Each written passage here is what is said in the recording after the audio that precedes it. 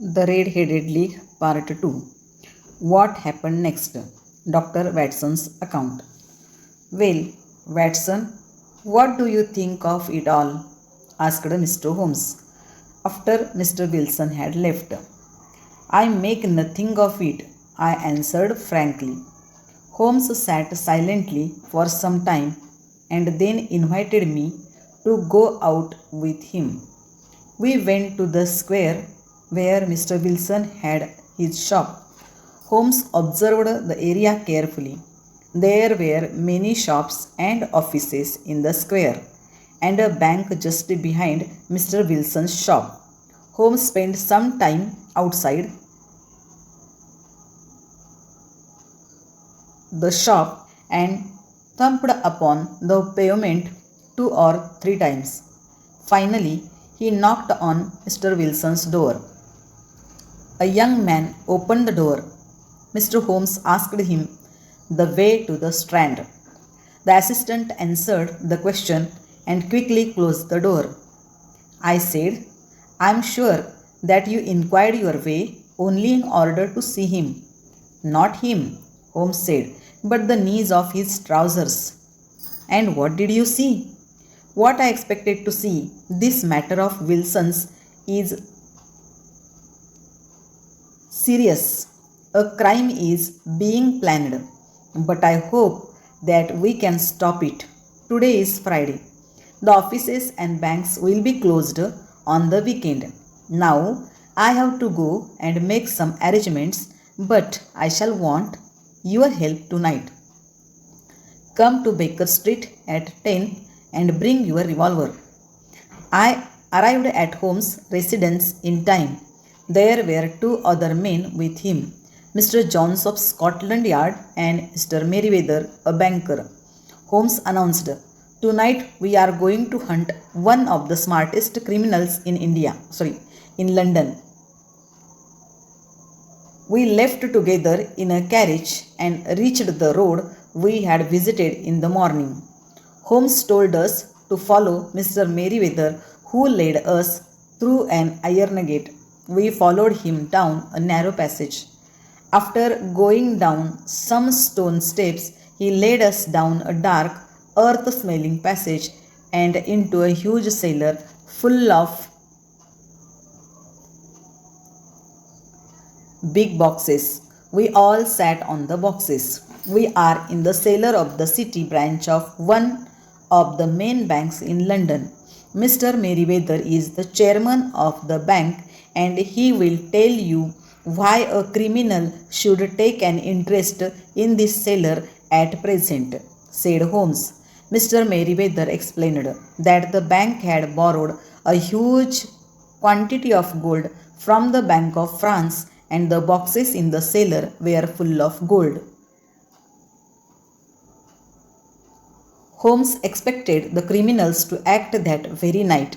We had to wait there in total darkness without making any noise to take the criminals by surprise.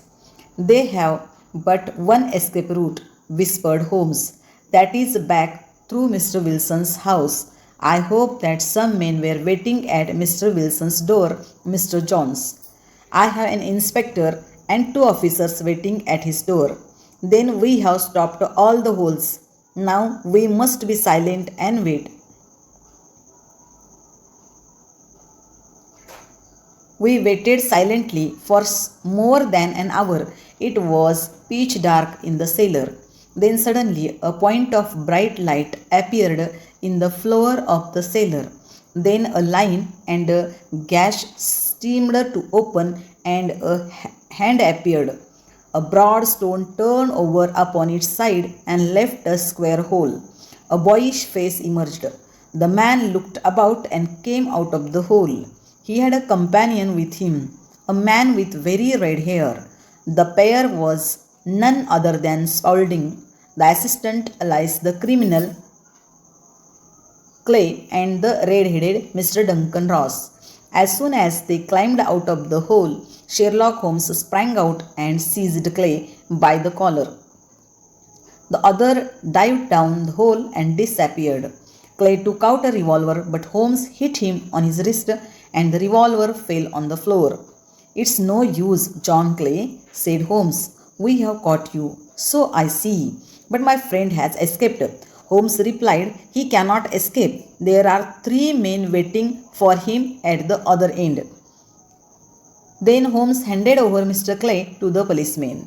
Mr. Merriweather said, really, Mr. Holmes, I do not know how to thank you. You have foiled one of the most cunning attempts at a bank robbery. The bank is grateful to you. You see, Watson, Holmes said. After we reached his home, it was obvious from the first that the only possible object of the strange advertisement and the peculiar job was to get Mr. Wilson away from his shop for some hours every day. The Red-Headed League was a clever idea. In Mr. Wilson's absence, Clay and his red-headed companion wanted to dig an underground tunnel from Mr. Wilson's house to the bank. Then they would be able to enter the bank and steal the gold without breaking open the doors of the bank. Using the tunnel, they entered the cellar. They planned to steal the gold and go back to Mr. Wilson's house again through the tunnel and then get away. But how could you guess what their motive was? When I heard that the assistant worked for half the wages, I became suspicious. Using Mr. Wilson's description of his assistant, I made inquiries. I found that he was the criminal Clay. Why was he working in Mr. Wilson's shop and his habit of going into the cellar every now and then? I inferred that he must be digging a tunnel to some other building.